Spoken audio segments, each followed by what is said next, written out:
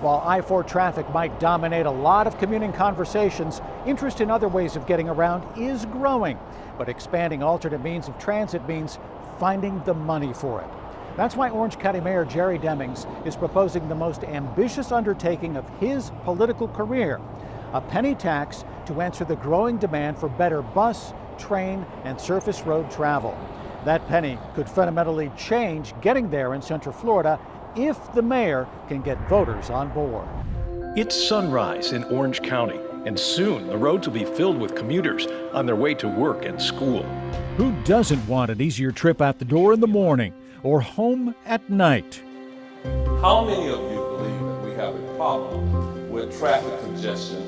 That's what Orange County is banking on as it tries to sell residents on long-needed and wanted upgrades to bus, train, and road transportation across Central Florida's largest county. I know that when I look around the world at the most attractive communities, the most urban and metropolitan communities, they all have a true multimodal mass transit system with options, and we do not. And if we want to be a world-class community, this is one of those areas that we have got to improve.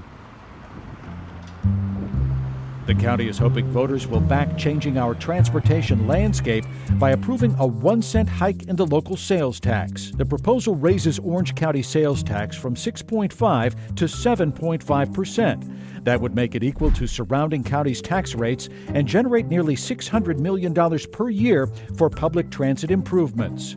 But what does that mean for your wallet? Here's the breakdown. If your lunch costs you $5 at a restaurant, the tax on it is currently 33 cents.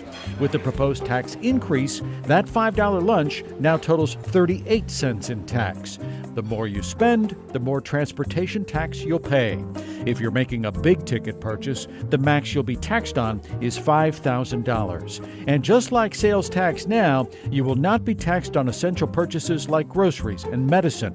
So now that you know what you could be paying, let's talk about what you're paying for. The money generated, that's $600 million a year, will be split into 3 categories. 45% for Lynx buses and Sunrail, 45% for dealing with existing traffic on local roads, bicycle and pedestrian lanes, and the last 10% will go to cities in Orange County to deal with the roads they manage. The proposed improvements to that first category would allow Sunrail to grow farther east and west with service to Orlando International Airport and the big one, expanding service to nights and weekends with trains running much more frequently. The new tax money also more than doubles the Lynx bus fleet from the current 300 buses to 700, with shorter routes running more often, more regional express lines, more stops and stations. The second category of funds would pay for expansion and maintenance of clogged roads. The plan to make it better? Add designated bus lanes and pay for high-tech monitoring and traffic control systems like smart stoplights. Part of this pool money includes bike lanes and ways for walkers to be safer along local roads. Biking is not just used for leisure. There are people like myself who would like to commute to save money and to save time. I'm part of a community that would like to see a better bike infrastructure in the Central Florida and Orange County area. The last piece of the pie, that 10%, will be divvied up amongst the 13 cities in Orange County and help them pay for their portion of road improvement projects. If you pay this extra penny of 1%, that $600 million is going to be reinvested back into the community. We are asking our residents to step up to the plate and put some skin in the game. Since 2000, Orange County's population has grown by 500,000 people, and there are no signs it's slowing. But it's also the top tourist destination in North America, one of the busiest in the world, and the world's largest theme parks. Pre-pandemic, those theme parks entice nearly 76 million visitors every year, all of them buying and spending and paying local taxes. Which brings us to some more math. 51%, half of all tax revenue generated from the new tax, would come from tourists. Having that stable source of revenue has a bonus, boosting the county's ability to win matching dollars from the state and federal government.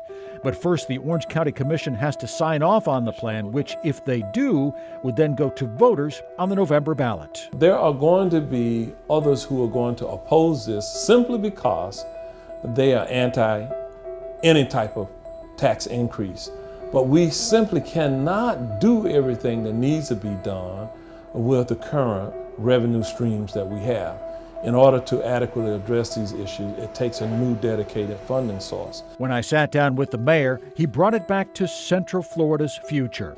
We are losing talent from our community to other metropolitan communities, especially our young adults, because they tell me one of the things we don't have here is a transportation system where they don't have to depend on an automobile.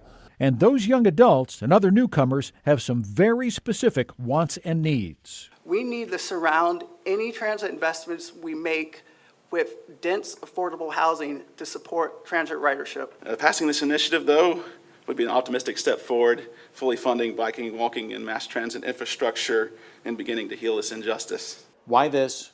Why now? And why you?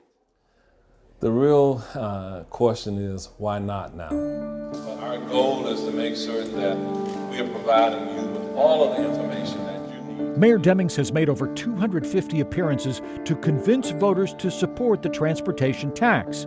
He's done it alone. No other political leaders have joined him up front. This is my home. I was born and raised here, and I've dedicated the last 41 years to improve this community. I am here to not just accept the status quo, but to be an innovative disruptor, to kind of change the trajectory of our community. In order to do that, you have to be bold sometimes and take some risk. And I'm okay with assuming some political risk to try to improve my own community. Demings says the transportation tax will free up close to $100 million in the current budget, more money to tackle other tough problems like affordable housing, mental illness and mental health, substance abuse disorders, homelessness. If not us, then who? If not now, then when? So we have some serious decisions to make in this community about what kind of community we're going to be. If we do this right, there will be this intersection with improving housing affordability, improving the overall quality of health. So this is something that can totally improve the overall quality of life for the majority of people in our community.